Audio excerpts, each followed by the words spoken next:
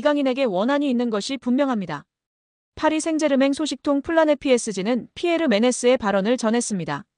메네스는 루이스 엔리케 감독이 거의 항상 이강인을 기용하고 있는데 이해를 할 수 없다. 난 이강인이 밋밋하다고 생각한다. 드리블, 패스를 한 번도 하지 않고 위험을 감수하지 않으며 항상 볼을 뒤로 패스한다라고 말했습니다.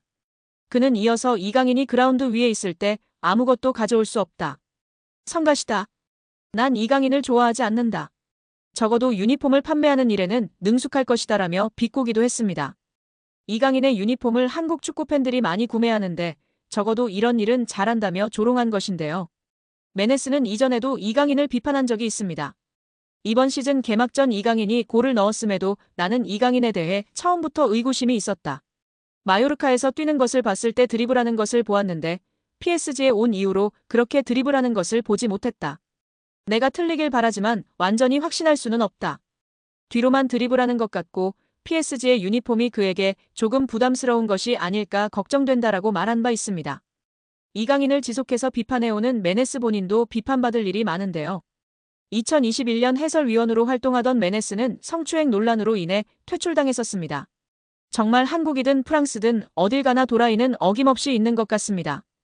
PSG가 공식 홈페이지를 통해서 루이스 엔리케 감독, 아슈라프 하키미, 비티냐, 누누 멘데스의 재계약을 발표했습니다. PSG는 우리는 엔리케 감독과 2027년까지 계약을 연장했다. 하키미, 비티냐, 멘데스는 2029년까지 재계약을 체결했다고 전했습니다. 이번 재계약으로 PSG는 대부분의 핵심 전력을 2028년 여름까지 보유할 수 있게 됐습니다. 주전급 자원 중에서 2028년 이전에 계약이 종료되는 선수는 2026년에 만료되는 잔루이지 돈나룸마와 2027년에 끝나는 파비앙 루이즈뿐입니다. 두 선수를 제외한 주전급 자원들은 모두 2028년 혹은 2029년까지 PSG 선수로 뜁니다. 이강인은 2028년까지 계약된 선수 중 하나입니다.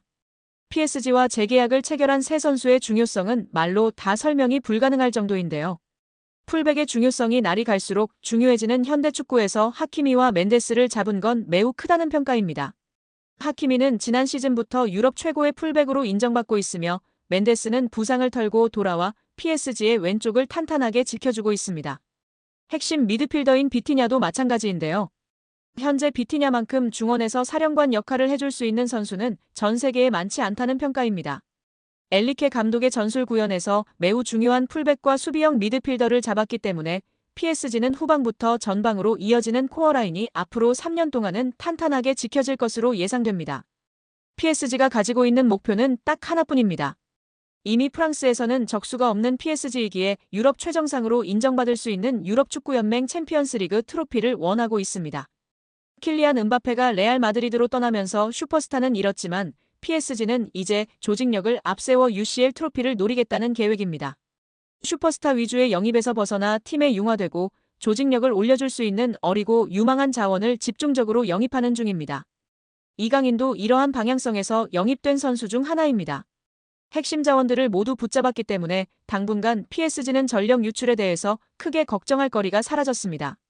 B클럽들에게 있어서 핵심 선수 지키기는 매우 스트레스 받는 작업 중 하나지만 PSG는 전력 보강에만 집중할 수 있는 환경을 마련한 셈인데요. 엔리케 감독의 힘을 실어주기 위해서 2027년까지 재계약한 것도 이러한 방향성의 일환입니다. PSG는 여전히 스트라이커 자원이 약하다는 평가를 받지만 엔리케 감독은 제로톱 전술로 밀고 가는 중입니다. 최근에 우스망 덴벨레가 새로운 역할에서 기량이 터지면서 PSG의 걱정을 덜어주고 있습니다. 이강인과 함께 UCL 트로피를 노리려는 PSG의 계획이 차근차근 진행 중입니다. 올 시즌 이강인은 PSG에서 팀 내 득점 순위 3위에 올라와 있습니다. 우스만 덴벨레와 브래들리 바르콜라를 제외하고는 이강인이 가장 높은 득점력을 뽐내고 있습니다. 미드필더 포지션도 함께 수행하기 때문에 득점 순위 3위는 놀라운 기록입니다. 이와 더불어 팀 내 도움 순위와 공격 포인트 순위에서도 3위를 기록하면서 공격의 핵심으로 분류되고 있습니다.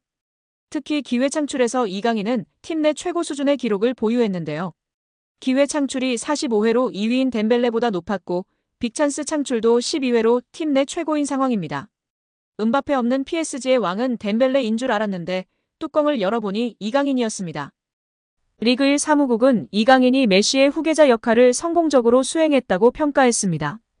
리그 1은 매 경기 홈페이지를 통해 공개하는 매치 리포트에서 이강인을 경기 최우수 선수 격인 더 플레이어를 선정했습니다. 리그 1은 이강인과 왼쪽 공격수로 나선 마르코 아센시오는 PSG 공격에 활기를 불어넣은 점에 대해 칭찬받을 만하다. 다른 날이었다면 승리했을지도 모른다고 평가했습니다. 이어 메시가 남긴 공백은 여전히 커 보였지만 이강인은 아르헨티나의 위대한 선수가 차지했던 자리를 훌륭하게 소화해냈다며 구단은 경기 결과에 실망할지도 모르겠으나 이강인은 한국인 최초로 PSG 선수가 된 자신의 활약에 만족할 것이라고 칭찬했습니다. 메시는 바르셀로나와 눈물로 이별하며 이적한 곳이 파리 생제르맹이었습니다. 예상치 못한 파격 행보로 엄청난 이슈가 되었는데요. 재정난에 휩싸였던 바르셀로나가 결국 메시를 프랑스에 거함 파리 생제르맹에 판매하게 되었습니다. 메시는 PSG로 떠난 것은 계획되지도 원하지도 않았던 일이라며 나는 바르셀로나를 떠나고 싶지 않았다라고 고백했습니다. 당시 바르셀로나는 재정난에 시달리며 고액 연봉의 메시를 감당하기 어려워졌고 메시는 연봉 삭감에 동의했지만 끝내 바르셀로나가 재계약 포기를 선언하며 끝내 눈물의 고별 인사를 남기고 PSG로 이적한 것이었습니다.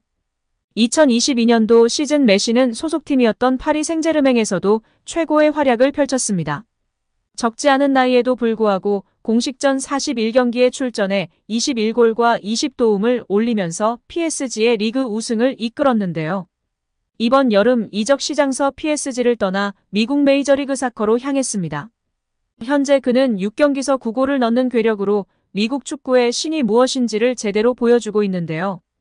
지난 18일 미국 ESPN과 인터뷰에서 파리 생제르맹을 저격하는 인터뷰를 하며 화제가 되고 있습니다. 그는 행복하기 위해서 인터 마이애미에 왔다. 지난 2년 동안 파리에서의 삶은 혼란스러웠다라고 전 소속팀을 저격했습니다. 이어 그는 내가 이적을 택한 이유는 단 하나다. 행복하기 위해서다라면서 파리에서 복잡한 2년을 보낸 후 다시 내 커리어를 즐길 수 있게 됐다고 말했습니다. 실제로 메시는 PSG에서 수준 이하의 대우를 받았다. 월드컵 우승 직후 팬들의 협박에 시달리거나 가족이 야유와 욕설을 듣는 상황에 놓이기도 했습니다. 심지어 일부 팬들은 파리의 메시의 가족이 사는 주택을 향해 시위를 벌이기도 했다. 여러모로 메시의 입장에서는 악몽과도 같았던 경험들이었습니다. 메시는 이제 우리 가족과 나는 우리를 행복하게 만들고 대우해주는 곳에 살고 있다. 단순히 축구를 넘어서 일상생활에서도 우리를 존중하는 곳이다고 강조했습니다. 파리 생제르맹 서포터즈는 과격한 것으로 매우 유명합니다. 큰 사건을 치르고 잠잠해진 것이 요즘인데요. 그래도 무시 못할 수준입니다. 최근에도 네이마르가 부상 및 부진할 때 네이마르의 집 앞까지 찾아가 항의하고 시위한 것은 유명한 일화 중 하나입니다.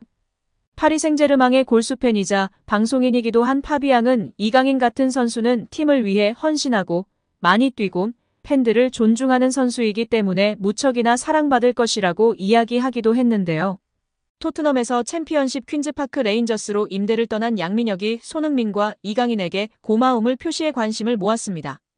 영국 TBR 풋볼은 유튜브 채널 슈퍼러브를 인용 양민혁이 QPR로 임대를 가기 전 손흥민에게 받은 조언을 이야기했다고 전했습니다. 양민혁은 슈퍼러브를 통해 흥민이 형과는 당연히 같은 팀에서 같이 생활했다. 훈련이 끝나고 같이 밥 먹고 냉탕도 항상 같이 했다. 타지에서 같은 팀 선배로서 많은 도움을 주셨다면서 임대 가서도 다치지 말고 경험 많이 쌓고 돌아오라고 했다고 밝혔습니다. 양민혁은 지난 2024년 K리그 강원FC에서 고교생 신분임에도 38경기에서 12골 6도움으로 강한 인상을 남겼습니다. K리그 1 역사상 최초 고교생 신분으로 프로 선수가 된 양민혁은 시즌 중이던 지난해 7월 토트넘과 계약해 주목을 받았습니다. 아직 어린 선수다.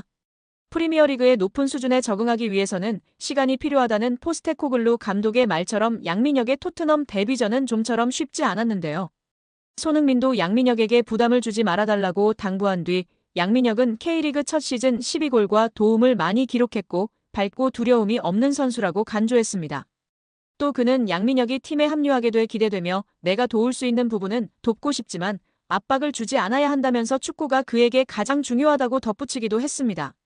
결국 양민혁은 경험을 쌓기 위해 QPR로 임대 이적하기로 했습니다. 요한 랑게 토트넘 테크니컬 디렉터는 제게 있어 임대 시장은 선수들의 성장에 있어 매우 중요한 단계라면서 프리미어리그 데뷔를 한 선수들의 80% 이상이 임대를 경험했다고 밝혔습니다. 양민혁은 이강인의 이름도 언급했는데요. 한국 축구대표팀에서 이강인과 인연을 맺은 양민혁은 여기 와서 강인이 형이 되게 많은 도움을 주신 것 같다. 고마움을 전하기 위해 이렇게 방송을 통해 이야기한다고 밝혔습니다. 이어 형이 새해에 먼저 연락을 주셨다. 선배가 후배에게 먼저 연락 주기가 쉽지 않다면서 강인 이 형이 왔는데 어려움은 없냐. 자신감 가지고 너 하고 싶은 대로 하면 분명 내가 좋은 위치에 원하는 위치에 갈 수 있다 등의 조언을 많이 해줬다고 마워했습니다. 양민혁은 국가대표팀에서 잠깐 봤는데도 기억해주고 정말 잘 챙겨줘서 너무 감사하다고 덧붙여 이강인에 대한 감사도 잊지 않았습니다.